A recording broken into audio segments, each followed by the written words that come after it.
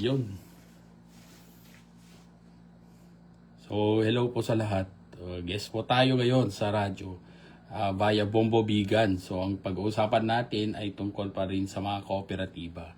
So, actually, we've been doing this for quite some time. So, ngayon naman pag-uusapan natin ang tungkol sa role ng kooperatiba pagdating sa pautang. So, ngayon kasi, di ba, sumikat yung mga kooperatiba na nag-extend ng tulong, ng loan assistance sa ating sa kanya, especially sa kanyang mga miyembro. So, ngayong hapon, so we will be live over Bombo Bigan para i-share din natin yung ating kaalaman. So, hindi actually tayo yung pinakamagaling sa parting ito, pero we'll try our best.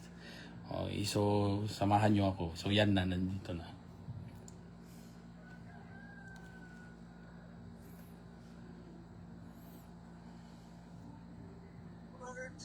I begin to tell the story of a fatal love can be, the sweet love story that is older than the Gabi. simple truth about Okay, so wala pa tayo sa live.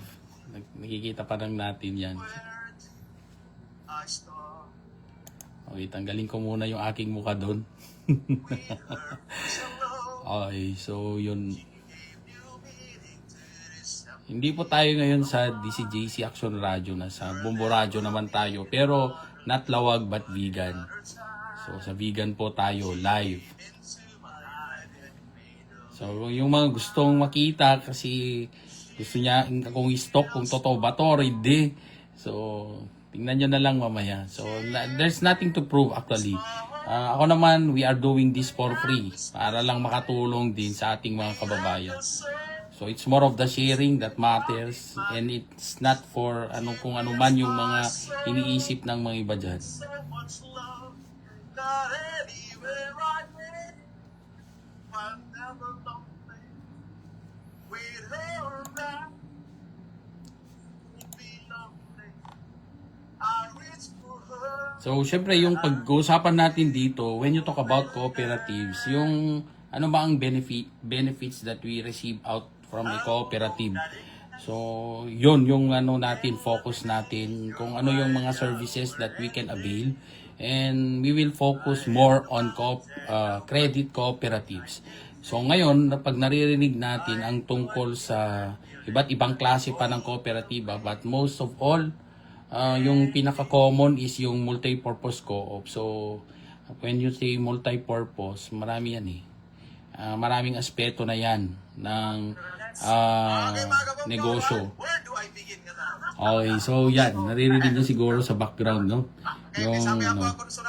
Yung live nila, so nasa ibang program pa. So ako na yung papasok mamaya. So hopefully you will be able to watch me over their Facebook page, or pwede nyo pong marinig. Okay, pwede nyo po akong marinig sa respective radio, sa mga ninyo, radyo, in your radios, di ba? Pwede nyo akong pakinggan doon ng live po ito. So minsan mahirap din gawin itong live kasi nga lalo na kung ikaw ay hindi sanay sa bashing, mahirap yon kasi di ba yung mga tao syempre judgmental yan. So but then again, I always keep in mind that we are not God, that we know everything. So if we commit mistakes, that's part of part of being a human, di ba? We commit mistakes. But then again, sana naman yung kamali natin hindi yung pinaka-basic, kasi that is of course unforgivable naman. So nag-aantay lang po tayo. So pag hindi nyo po ako narinig sa Action Radio today, because tayo po ay guest naman sa other radio station.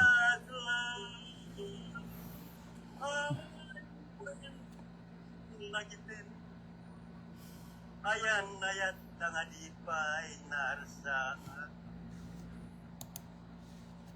Daglo tapu ni Raksan, barat baru ko sa Yeah. Sana maging maayos naman yung ating signal para hindi rin apektado yung ating guesting. So, ngayong hapon medyo mainit pero sige, tsatsagaan natin para lang sa inyo.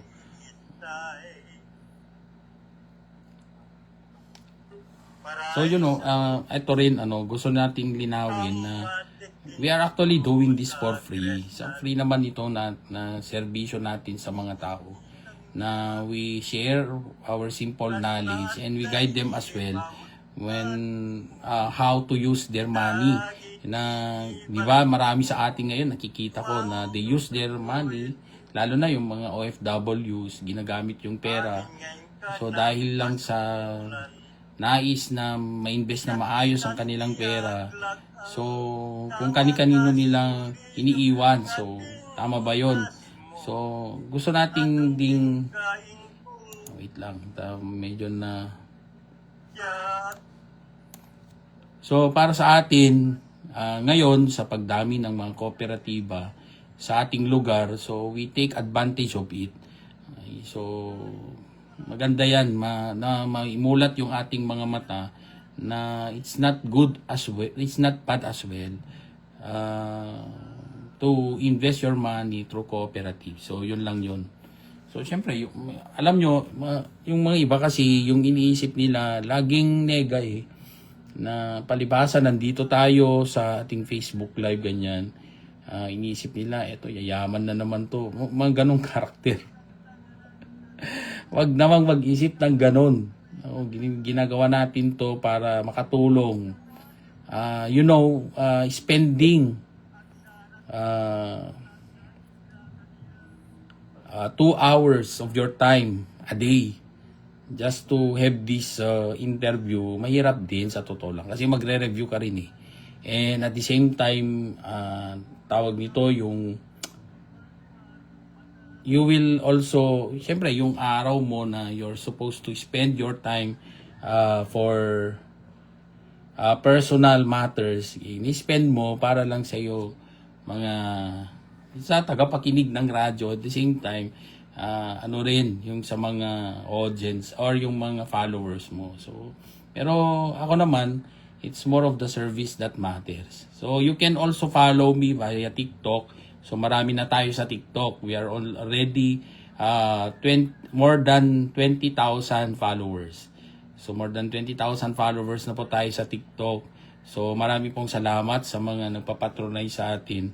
And of course, yung goal natin dyan, sabi ko nga sa kanila, is to spread yung knowledge para makarating sa mga kinaukulan.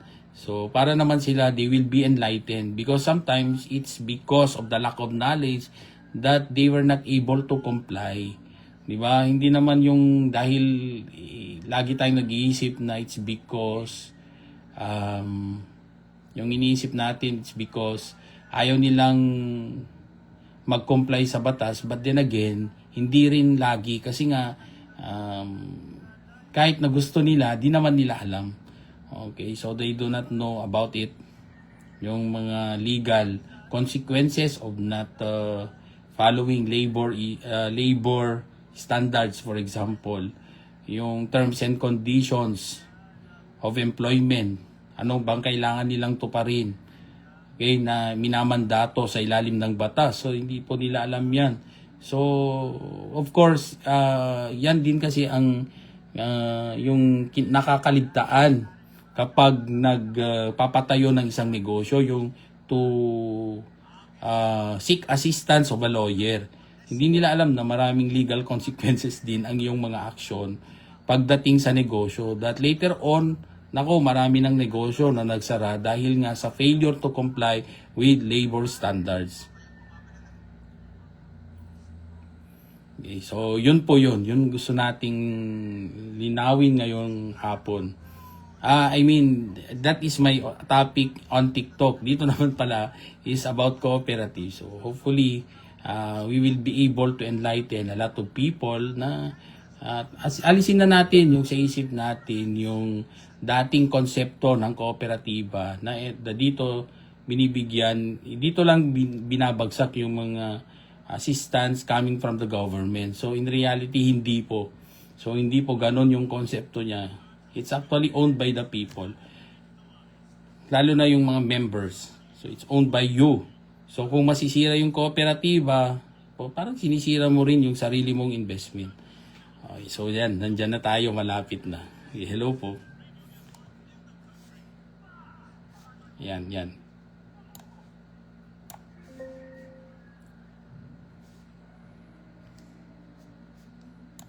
Ito yung estasyon kat kami ni KBP, kapisanan ng mga broadcaster ng Pilipinas, 18 oras na yun, 38 minutos, kalpasan iti alauna, iti malaw. Mga kabompo, mga Castor Nation, 50 lang nga aldaw, sakbay iti May 2025 national and local election.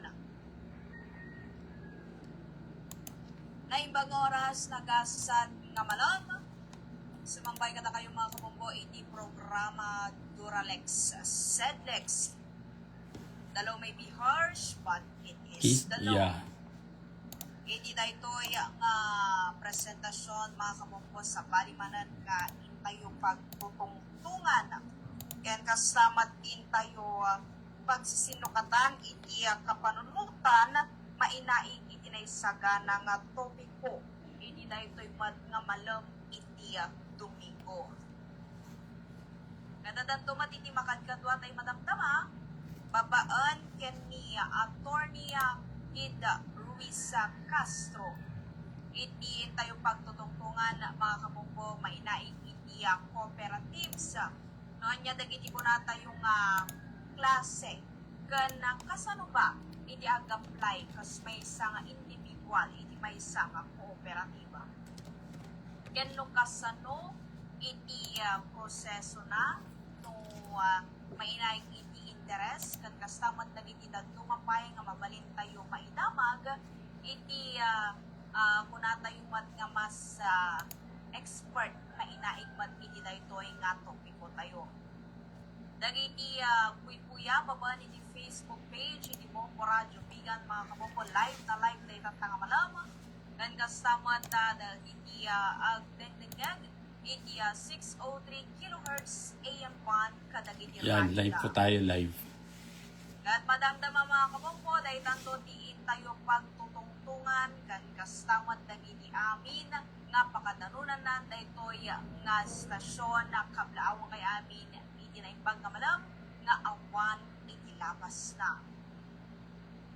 So tatanin tayo i-welcome iti guest tayo katang malam ni Attorney Kid Ruiz Castro iti daytoy man na mainaig iti cooperative nga topic tayo tata. So magandang hapon Attorney, welcome po sa Bombo Radio Bigan. Ang pagbati niyo po sa mga tagapakinig at mga nanonood sa atin ngayon hapon. Yes, ma'am. So, naing pagmalim kadagiti naayat nga dungdungig kadeti nga programa. So, actually, I really, I was the one who really requested to have this topic with you kasi panahon ngayon ng mga General Assembly ng mga iba't ibang kooperatiba sa ating probinsya. So, although Ilocos Province, ako ay belong na rin sa Ilocos Sur kasi nga Ilocos nga. So, and of course, we used to be part of yung other bank, catering Ilocos Norte and Ilocos Sur. And you know ma'am, sa tagal na rin na we cater some of your cooperatives in Ilocos Sur. And I was really amazed how they grew that big. So before I will start, before we start discussing about this cooperative, gusto ko lang batiin ng magandang hapon. So although siyempre Ilocano tayo, so we can speak Iloco, but then again, gagamitin natin yung mag-Pilipino tayo kasi some of might be your listeners are coming from other countries as well na mga Ilocano din, but then again hindi na sila nakakaintindi kaya we use Filipino. So anyway, before we will start ma'am discussing about yung ating topic today, so pertaining to Republic Act 9520. So that would be under the Cooperative Code kasi yan yung basehan din sa pag-establish ng isang kooperatiba and as well as to its operations. So before ma'am, gusto kong batiin yung ating mga butihing CEOs ng mga malapit na sa aking puso na kooperatiba ng Ilocos Sur. So we have Mr. John Bello ng Kailian MPC. So I think they will have their General Assembly at Candon. Ano yung tawag doon? Candon Arena yata yun eh. With Kailian MPC. So we also have Ma'am Luz Biminda Apuya of Suyo MPC and Mr. Jaime Galanta of Sacred Heart Savings Cooperative. So naimbag nga malem yung sir. And hopefully this will also reach out to your members para kahit paano makapagbigay tayo ng kaliwanagan kung ano ba ang importansya ng kooperatiba, kasi some of us are actually becoming members of cooperative. It's because of word of mouth. Naririnig lang natin sa mga taong malapit sa atin na yung kooperatibang ito ay maganda. So immediately we become a member. Okay, although meron tayong tinatawag na minamandato ng batas na merong pre-membership seminar na dapat i-conduct ng isang kooperatiba para malaman kung ano ang serbisyo meron ang isang kooperatiba, okay, na you want to become a member or you want to be affiliated with. So, then again, minsan nawawala yung kanyang essence dahil sabi ng mga gustong magmiyembro, nagmamadali ako. Baka pwede na lang sa ibang araw na lang bigyan mo na ako ng form. Okay na sa akin yan. So later on, when something happens with that cooperative, mamaya di ko nalaman yan nung nag-member ako. So, you know, that is how important it is na tayo po bilang isang gustong magmiyembro or dati ng miyembro ng isang kooperatiba, it is very important that we have to we should not miss that what we call pre-membership yung orientation. So kung minamandato kasi yan ng batas na meron yan. Okay, so and one thing more, we also have to participate doon sa pagpapatakbo ng isang kooperatiba sa pamamagitan ng pag-attend ng kanilang General Assembly. Okay, so minsan lang naman yan sa isang taon na ginaganap.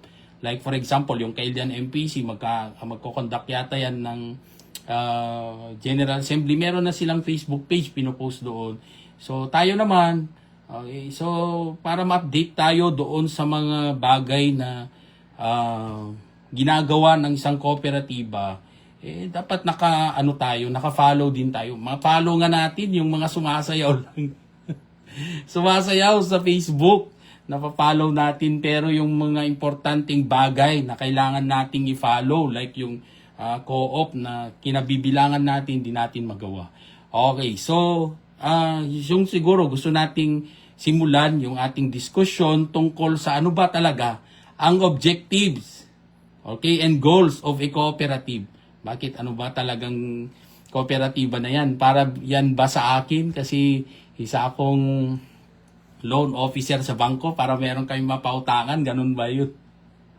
Or, di ba, yung mga opisyal, gusto nilang, meron silang sahod dun sa, kung magkatrabaho sila sa kooperatiba. Pwede bang ako lang? Pwede bang one person cooperative? Okay, so yun ang gusto nating liwanagin. So ano ba talaga ang objectives and goals of a cooperative? So baka yung mga tagapakinig nyo rin, ma'am, nagdududa sila, bakit to? Nagtatapik siya ng Duralex, Sedlex ito, and bakit cooperative? So actually, this is a type of organization na created under Republic Act 9520. Okay, so unahin natin, of course, yung banggitin kung ano ba ang objectives and goals of a cooperative. So correct me if I'm wrong. Okay, so naka-open yung ating linya with Ma'am Justine sa mga magkomento, and we will be very glad to hear from you kasi kayo po ang nasa cooperatives talaga.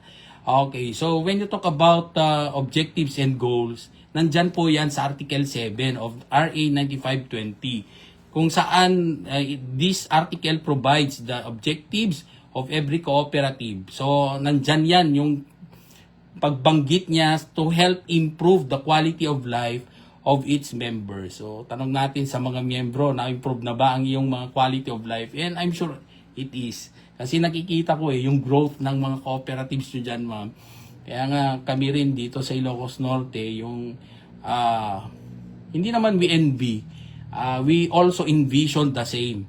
Okay, na hopefully in the future, magiging ganyan din yung mga kooperatiba dito. So, although some of your cooperatives have already expanded their operations here in Ilocos Norte, then again, sabi ko nga, the more cooperatives that will become a member, the happier. Kasi nga, una dyan, marami kang investments, okay, na pwedeng idaan sa pamamagitan ng kooperatiba. Ngayon, nag-expand na nga sila ng services.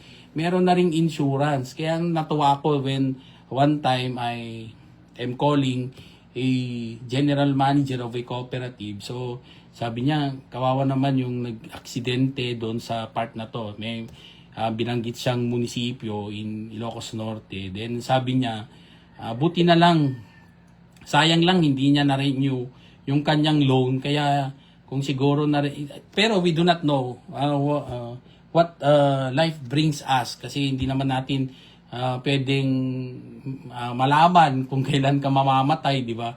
So, yun nga, yung tawag nito, yung kanyang utang sana ay na-secure pa, na despite the fact na ilang buwan pa lang siya nagbayad, yun nga, if ever na may nangyari sa kanya, so bayad ng kanyang utang. So, yung remaining balance will of course go to his family.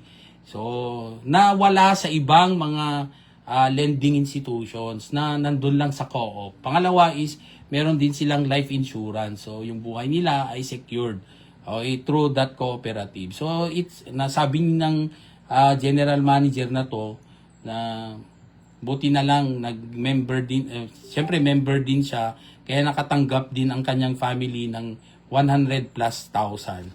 So, you know, hearing those things na mga yung assistance that were given to that member, sabi ko nga, di ba before walang natatanggap. Umaasa na lang tayo sa ating relatives when these unfortunate circumstances will happen to our lives. Di ba, umaasa ka na lang doon. Pero kung you are a member of a cooperative, just like the example that I've given you, ma'am, ayan, tingnan nyo, at least merong inaasahan ang kanyang pamilya. So with that, siguro, na-improve ang kanyang quality of life. Di ba? Nandyan yan sa cooperative, cooperatives goals and objectives na embodied in our Article 7 or RA 9520. So, to isa-isahin natin yung kung ano bang nandun sa ating cooperative code. So, unang dyan would be provides goods and services to its members to enable them attain increased income, savings, and investments. So, yan, maraming binanggit dito sa batas actually. Okay, through maximum utilization of economies of scale, cost sharing, and risk sharing. So, meron din yung mga binabanggit tungkol sa optimum social and economic benefits to its members. So, kaya nung na-invite din ako, ma'am, one time, hindi lang one time, many times, doon sa General Assembly ng mga co-ops dyan, I always emphasize na sa batas natin talagang yun ang goal niya, to provide yung social and economic benefits to its members. Gaya ng example ko kanina, 'di ba? So, meron nga diyan na co-op na meron talagang life insurance, tinatawag nilang Saranay.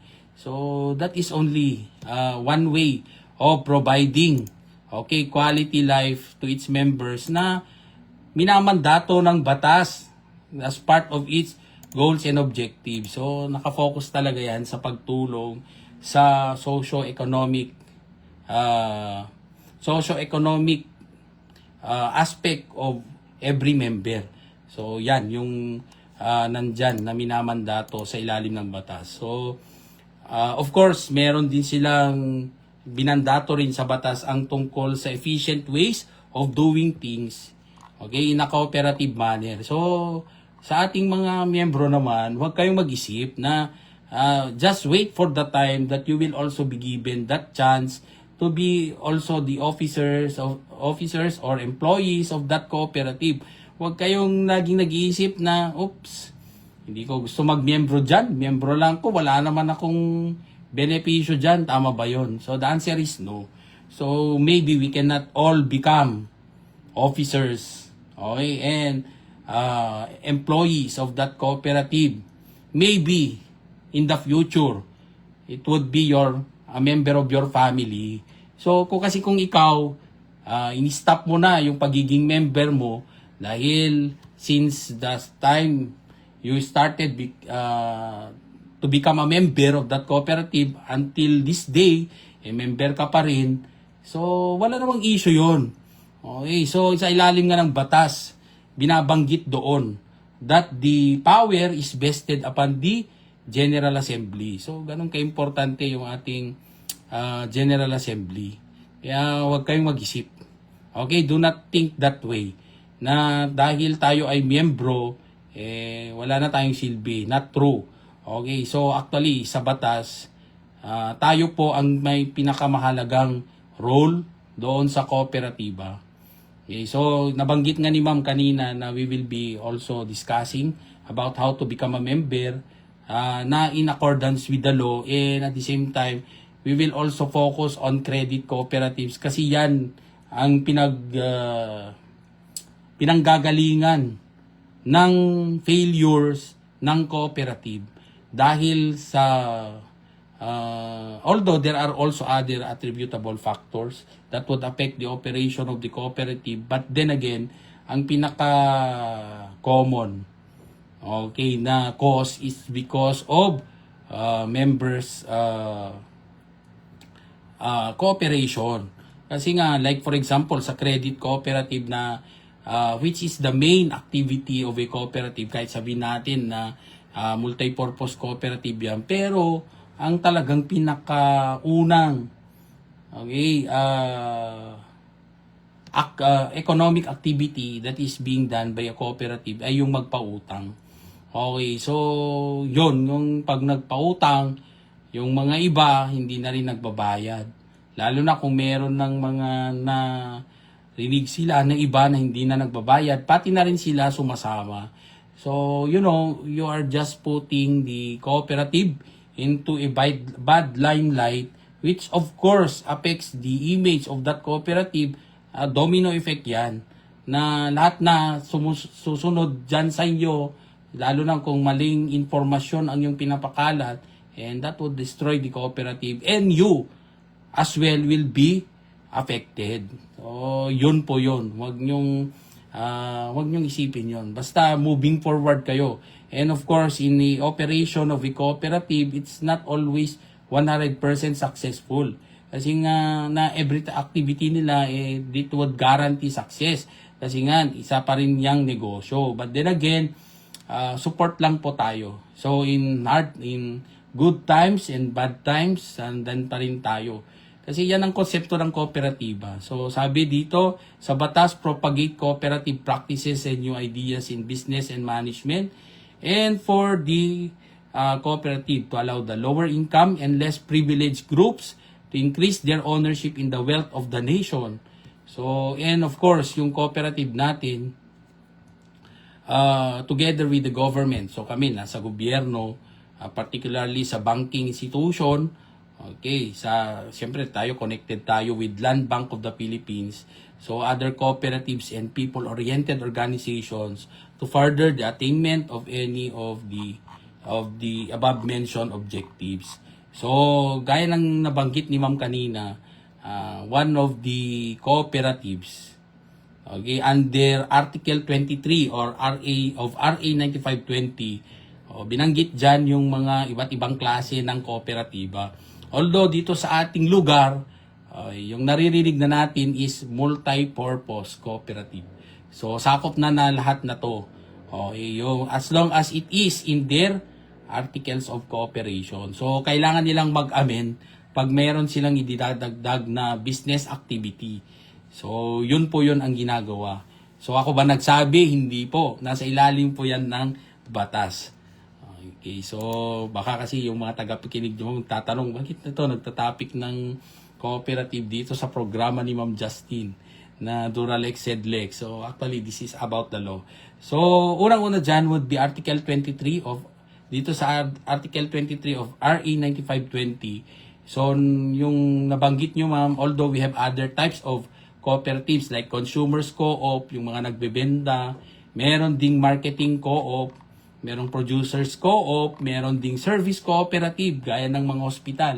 Sa Ilocos Sur, meron akong naririnig na ganyan mga hospital na cooperative. And of course, we have the multi-purpose cooperative, agrarian reform, mayroon ding cooperative bank, di ba? Example lang, ICCB yata yon, di ba? Yung Ilocos Consolidated. Tama. Cooperative Bank, Ilocos Consolidated Cooperative Bank. Hello to Sir Ruben Habon. Okay, yung kanilang CEO. Okay, tama. So, maraming klase ng kooperatiba.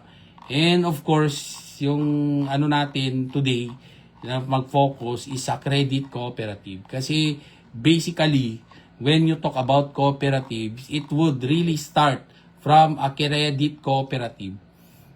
Okay, so we have to debunk as well yung mga intention ng mga ibang tao na mag-membro lang sa kooperatiba dahil gusto nilang umutang or gusto nilang i-access yung funding coming from the government, kaya sila nagme-member. So sana tanggalin na yon sa isip. Isipin natin na the cooperative is more than the funds that are given by the government. Kasi nga, basically, when that was established, ang pinaka-focus dyan is kayo na miyembro.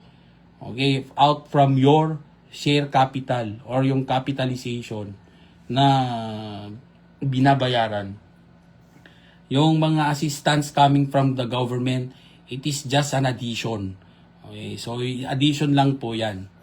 Okay? So, yun ang gusto nating klaruhin kasi nga, yun nga, nakakasakit minsan na mapakinggan na yung mga natin dyan, yung mga members, some of our members are ganun mag-isip. Kaya, of course, merong mga failures that would happen because of that na, yun nga, yung sinabi natin na they are thinking na it's because they are just a member.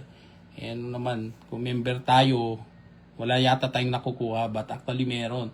Meron tayong mga benepisyo na matatanggap sa kooperatiba aside from the services na naging close na naging accessible to us.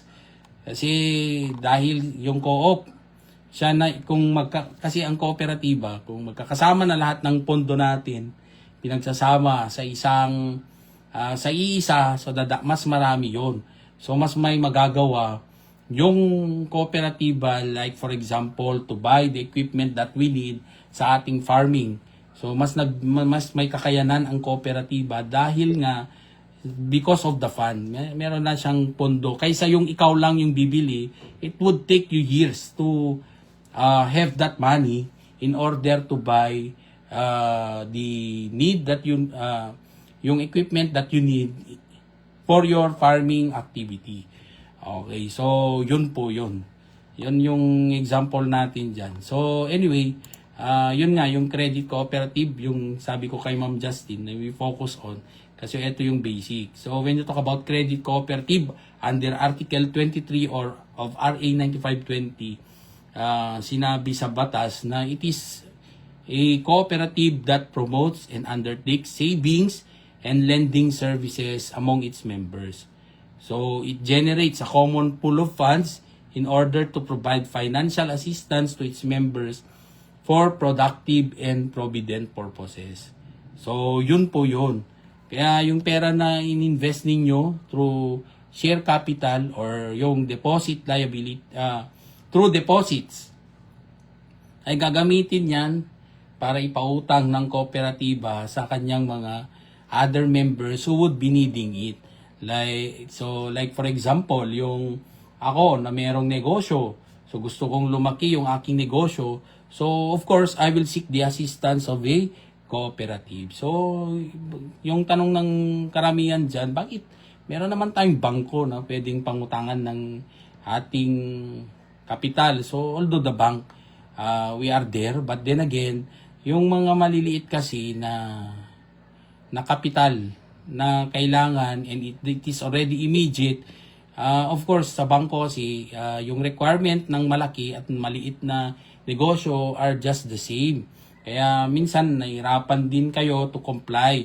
Ngayon, sa kooperatiba kasi, kung magkakakilala din lang kayo sa kooperatiba, so you can just approve it, di ba? They can just approve it. And of course, tayo naman na miyembro, do not get hurt when your application will be disapproved. Okay, because of course there have also credit guidelines that they need to follow. Kaya nga importante na ating pangalagaan yung ating record sa kooperatiba natin na kinabibilangan natin. Kasi kung kayo ay hindi marunong magbayad, of course, hindi kayo papautangin. Mahirap na rin kayong pautangin ulit. Dahil nga sino ba naman ang may gusto na mag-extend ng loan sa isang miyembro na delinquent, di ba? So, pag delinquent, may pananagutan, walang bayad. So, syempre hindi na nagagamit ng maayos yung pera kung kayo ay hindi nagbabayad. Diba? So, of course, yun nga yung we will discuss it later on kung paano kayo to get a loan. And of course, we will also have remedial actions. I-discuss din natin yung remedial actions na pwedeng or legal consequences of not paying your loan. Although, yun nga, ang kagandahan kasi when you talk about cooperatives, pwede nyong pakiusapan yung inyong mga respective co-ops wherein magkakakilala rin lang kayo, di ba? So, pwede silang based on their guidelines, maybe they can accommodate you as long as your justification is acceptable. So, madali lang desisyonan. Unlike in the case of yung other financial institutions, nako, malanagot ka talaga. So, they will automatically consider legal measures to address to that problem. Pero sa cooperative, pwede mo pang pakiusapan na baka pwedeng ganito. Okay, so as long as you will be able to justify and of course, they will accept it and yun na yun.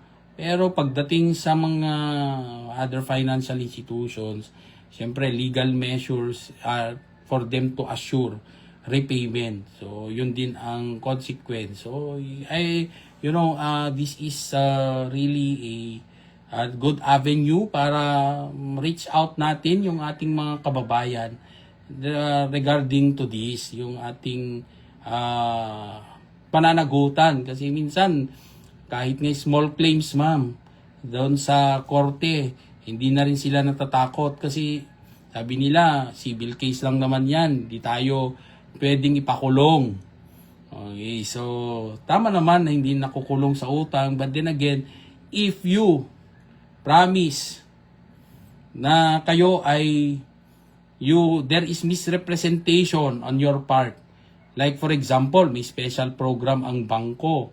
Like yung Land Bank for example, na i-extend na pautang sa mga kooperatiba ninyo at kayo ay nangutang doon na sa ilalim ng programa na yon ay kailangan kayo ay isang farmer para makapag-avail and you misrepresented yourself. Kasi yung nagpanggap kayo na isa kayong farmer pero in reality, you are not. And then nag-avail ka ng loan. And then eventually, your loan will turn sour. Hindi na nabayaran yung utang nyo dahil naging delinquente kayo and hindi nyo ginamit sa intended purpose yung loan ninyo. So eventually, nag-pass due na yung account ninyo and then the cooperative will make you liable for your loan. Ngayon, sasabihin mo na wala naman nakukulong sa loan. Okay? So, pero if the cooperative, okay, nakita nila na kayo ay there is misrepresentation on your part, you might as well be liable for swindling. Pwede kayong estafa yan.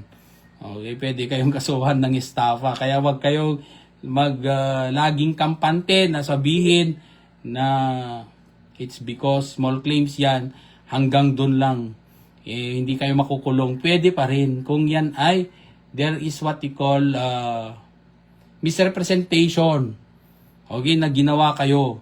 Okay, pwedeng ilink yan sa estafa. Okay, so kung estafa, pwede kayong makulong dahil sa inyong utang. So ngayon, sasabihin ba ninyo na pa rin na walang nakukulong sa utang? So hopefully, may tama rin yan sa utak ninyo na hindi po lagi.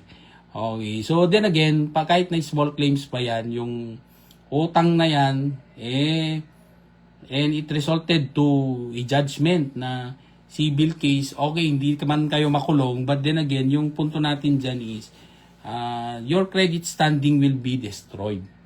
So, syempre, yung mga akala natin kasi, when you talk about mga pautang,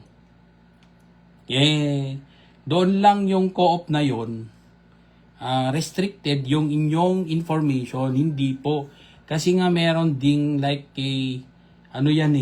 meron ding authority that you have given to the co-op to conduct credit investigation. So, syempre, magtatanong din yung pag nag-apply na kayo sa ibang kooperatiba, syempre, magtatanong din sa ibang kooperatiba kung nakapag-utang na kayo doon. So, if you have a poor standing with that cooperative, definitely, malalaman ng iba. So, pag nag-apply na kayo sa iba, before they will approve it, they will most likely request you to get a clearance of your existing loan with other co-op. So, yun, mananagot ka ulit. Okay, so attorney, bago po tayo magpatuloy sa mga instances kung may mga nakaraang loan itong individual or yung mga may existing loan, babalik po tayo saglit, attorney, para sa mga karagdagang katanungan at kung may mga gustong may tanong sa mga comment section ng ating mga kabombo ngayong hapon regarding po sa mga loans and cooperatives, magbabalik po tayo saglit, attorney. So, 10 minutes after the hour of 2 o'clock. Oras hatid sa inyo ng Manufacturing Corporation ISO Certified World Class Quality. ACS. Oras hatid sa inyo ng ACS Manufacturing Corporation ISO Certified World Class Quality. Okay, so yun po tayo sa radyo. Ayan, nag-advertisement, kaya tayo din. Ayan, nandito rin tayo. So, of course, balik lang. Yung topic natin is tungkol pa rin sa mga kooperatiba. So, nasa Bombovigan tayo. Live tayo ngayon. Kung gusto nyo maniwala.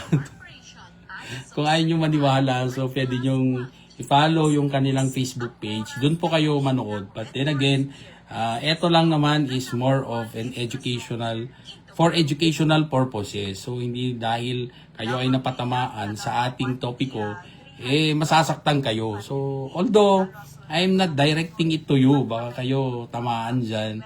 O, hindi naman tayo kidlat. Or yung, ang tawag to,